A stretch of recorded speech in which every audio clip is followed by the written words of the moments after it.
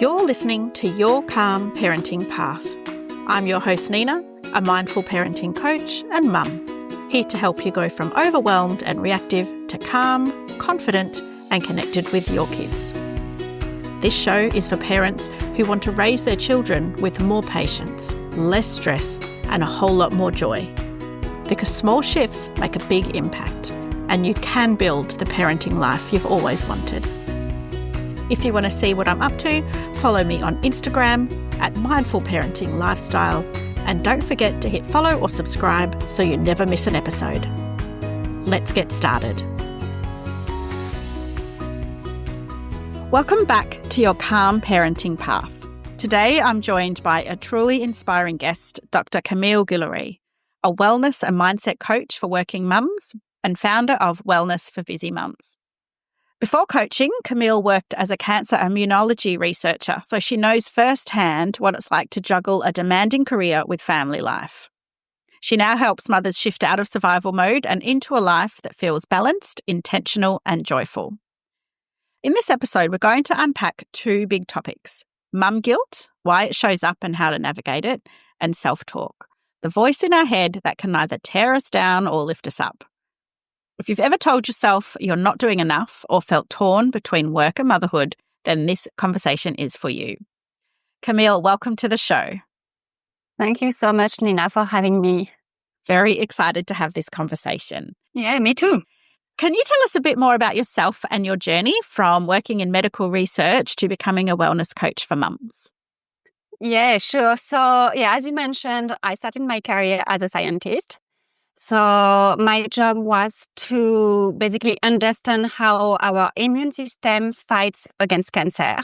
Wow. And that was fascinating, absolutely fascinating.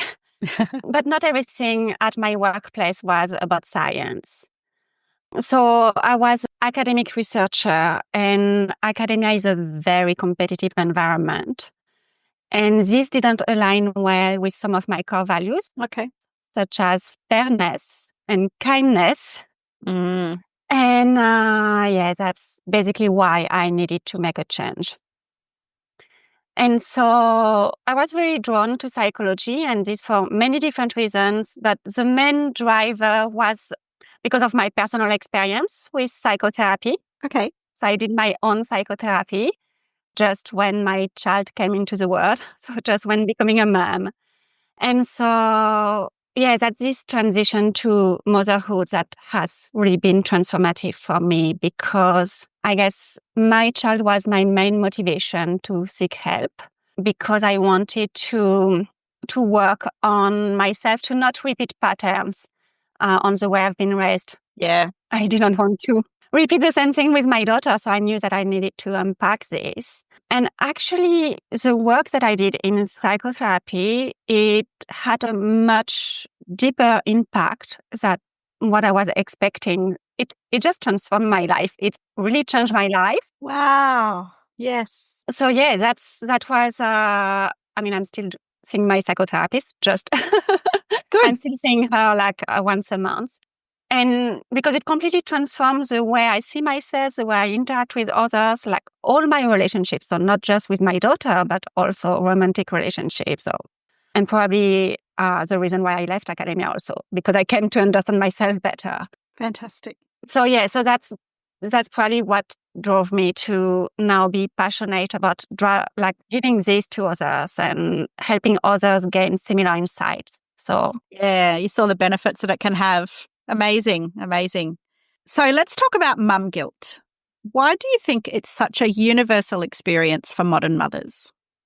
Yes, that's a big thing in modern motherhood. There are many reasons, but for me, the principal reason is societal expectation. Right. And the unrealistic standards that we have for mothers, and all the messages that we hear about what a good mom should be. And this is not achievable. This is not feasible. Where do you think those messages are coming from? I'm a big advocate of looking at the gender norms and challenging them.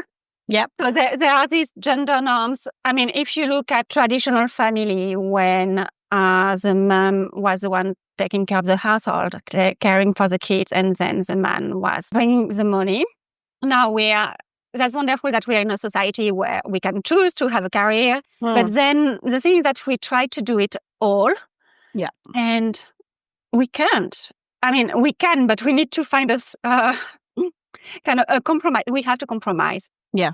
To some extent. We can't be 100% taking care of the household and 100% at work if we don't have someone helping. And the thing is that we take on a lot of the household responsibilities or the caring for the kids, the emotional labor for the kids. We take it on ourselves as it's the primary role of the mother. We have this idea that, that the good mom is the one that should be there. And it's changing. I mean, it's like stereotypes. It's changing, but it's putting a lot of pressure on ourselves and much more pressure on the way we take our kids than what's happening for father. So we feel like we need to be the career mum. We need to have, bring some money and have that kind of fulfillment, plus take care of the physical side of running the household and then the mental side of raising kids and being able to nurture them emotionally as well as physically, as well as manage the house,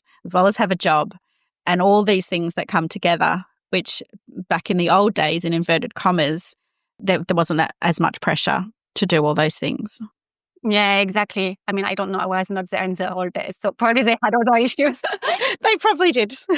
But there is also, even moms who are not working and who don't want to work, like they're happy to be at home because of these societal messages that actually you don't feel like you're valued. Yeah. I'm not saying that's the case, but I'm just saying like the messages that can run to their head, like they're not valuable part of society because they are not having a job and not bringing money. So it's like no matter what we do, and then if you go to work and if you're completely involved in your career, then you're letting down your kids. So no matter the choice, you can't win. Like you can't win. So that's why it's unrealistic standards, is that we hold ourselves up to something that is not achievable. So we will fall short. Definitely. And that thing that you can't win no matter what you do, I think is really important to kind of know and to understand. Yeah. Yeah. So how does guilt tend to show up in your clients' lives or in your own life? How does this guilt show itself? So in many different forms, but I think, like, as we said, like there is a guilt of always letting someone down. So if you choose to be at work, you're letting your family down. If you choose to spend more time like at home, and let's say you just decline an after-hour meeting, you protect your family time. Yes, but your colleagues, they won't be happy. So it's this idea that, we can't please everyone. And even sometimes people completely understand, but we still feel guilty. Yeah.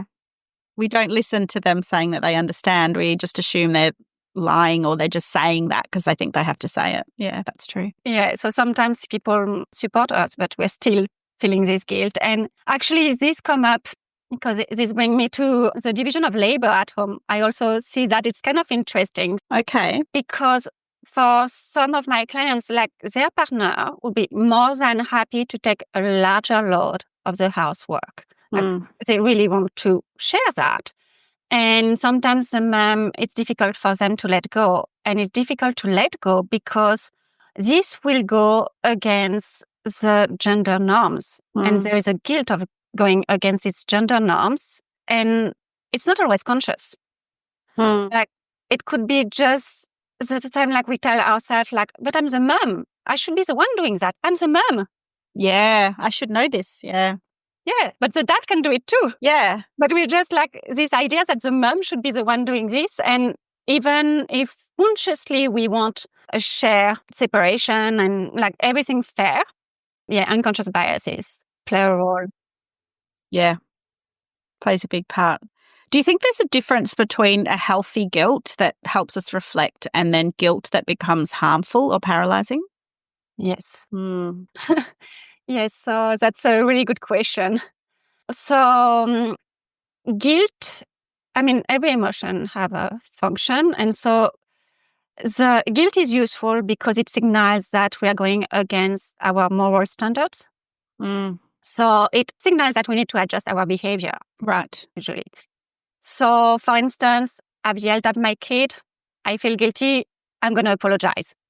Right. And that's useful because it just drives repair. Perfect. The problem is that, as we said, most of the time, the guilt that comes from mothers nowadays, it's not because they've done something wrong. They really done anything wrong. It's just because they try to achieve the unachievable. So it's not the right signal.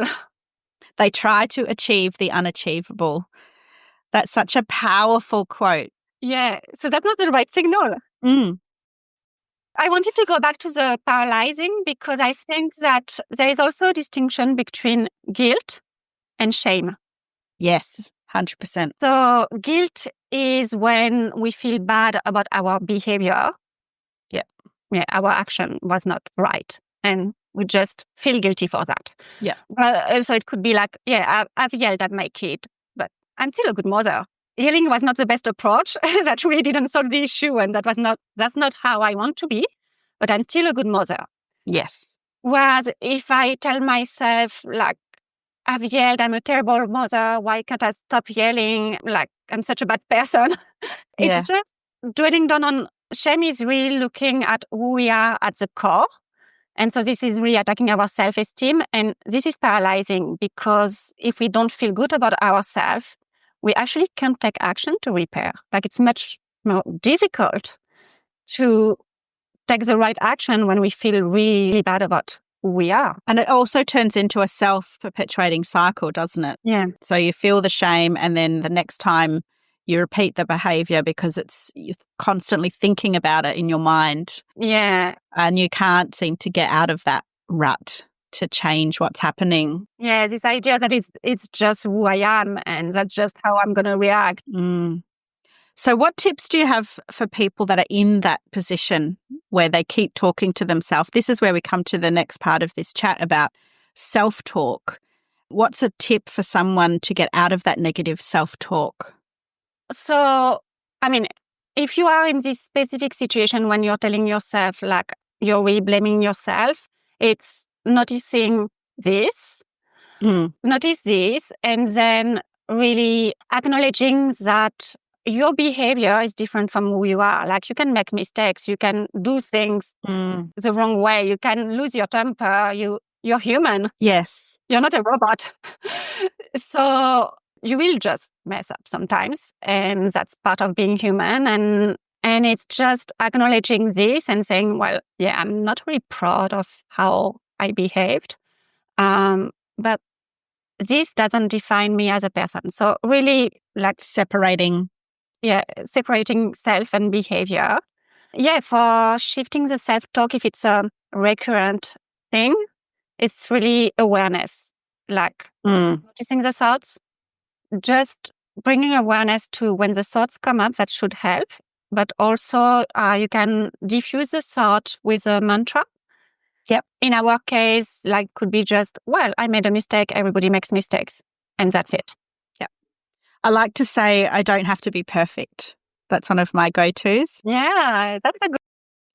I don't have to be perfect, and just repeating it over and over. Yeah. Yeah, that's a really good one. Self-talk is so important, the way that we talk to ourselves in these situations. Why is it such a critical piece of the puzzle when it comes to our well-being?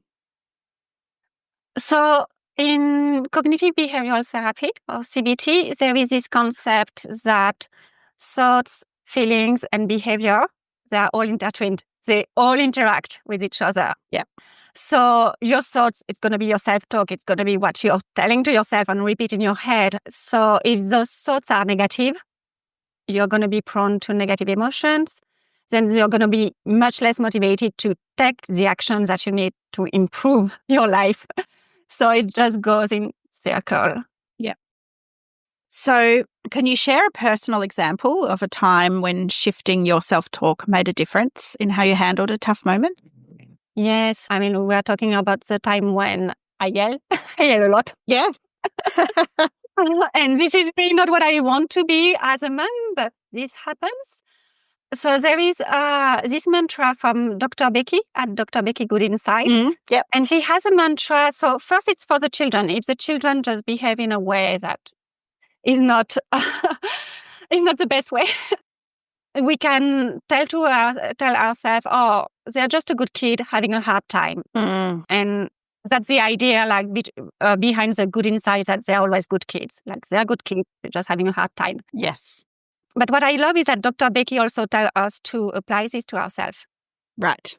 And that works. Like it's like, I'm just a good mom having a hard time. Oh, yeah. What a good shift. Yeah. So that's, everything is out of hand and she's just like screaming on the floor and doesn't want to get into the shower and I just don't know what to do. I could tell myself like, why can't I put her in the shower? Or you could say, why won't she listen to me? And put it back on her as well. Yeah. Why won't she listen to me? Yeah. Why is she so difficult? And why am I incapable to get my child in the shower? It's just pausing, breathing, hand on heart, and I'm a good mom having a hard time.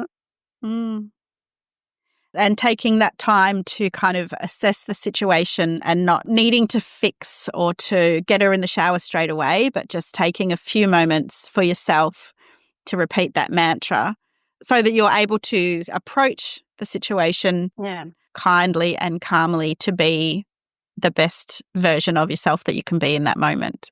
Yeah, exactly. It's like giving the small pause between preventing me from reacting and allowing me to respond in the right way. Yeah. 100%. Yes. It's one of the big lessons that we learn in mindful parenting that I've mentioned on the podcast before, the power of pausing and being able to speak kindly and calmly, but you're bringing in this extra piece, not just to your child, but speaking those words to yourself, because reminding yourself that you are a good parent, it's going to make you act in a more positive way than beating yourself up and saying, what's wrong with me? Why can't I ever get them to do what I want them to do?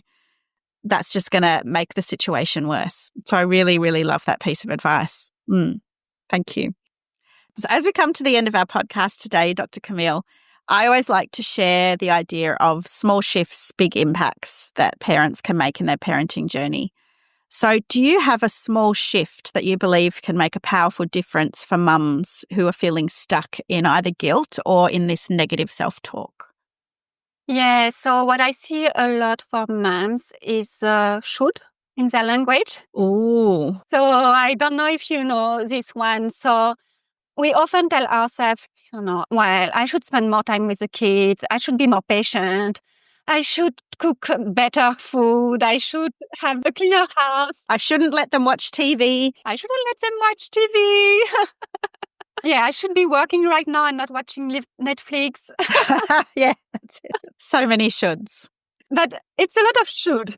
It's a lot of should. And it's even should, like I should be more grateful. I should say no. I should not be a people pleaser. Like it's even should around the self-care stuff. Yeah. So it's another layer. And the thing with the should is that it's a very heavy expectation. It's like there is this connotation that first, that's something that we really need to do, that it's imperative, and we're falling short. We're not doing it. We are not meeting this expectation. And if we think about that, that's most of the time that's not true. Like the should, they are not imperative in reality. So for instance, I should spend more time with my kid. Well, that would be nice. But if I don't, like if I need to work until late, it's okay. They're going to be fine. They're going to grow up well. Like nothing is going to happen. It's okay. So it's not a should, like it's not an imperative. So the shift is noticing just should and replacing them. And so we can replace them with could. Like I could spend more time with the kids. Or we can also replace them with want, if that works better. Like I want to spend more time with the kids. And this is just to remove this heavy expectation of the should. What a small shift and a big difference. Like I imagine just changing that one word in our language can make a big difference in how we approach things. I should cook my kids healthy meals every night. I want to, but I don't have to. Tonight we're having nuggets and chips. Exactly. We're having cornflakes. Yeah, I think that's a really great shift. Thank you. Thank you. So, Dr. Camille, if parents want to get in touch with you and maybe work on some of these shoulds or understanding a bit more about mum guilt or get on top of their wellness for busy mums, where can they reach you? So I'm pretty active on Instagram, so at drcamille.g. Or you can also find me on Facebook, Dr. Camille, or my website. So it's www.drcamille.au. Excellent. And yeah, I follow Dr. Camille on Instagram and her posts are really inspiring and she has some really great tips and tricks in there as well. So we'll finish up there, Dr. Camille. Thank you so much for your time. It's been really nice talking to you and I'm really excited to shift this should, could, want in my dialogue. So I'm really looking forward to doing that. Thank you so much for your time today. Thank you so much for having me, Nina. Thanks for listening to Your Calm Parenting Path. I am so glad you're here. And I hope this episode gave you something useful to take into your parenting journey. If you'd like to dive deeper, sign up to my mailing list at mindfulparentinglifestyle.com.au for more tips and insights. Or book a free chat to learn how we can work together. And don't forget to hit follow or subscribe so you never miss an episode. I look forward to speaking with you next time on Your Calm Parenting Path.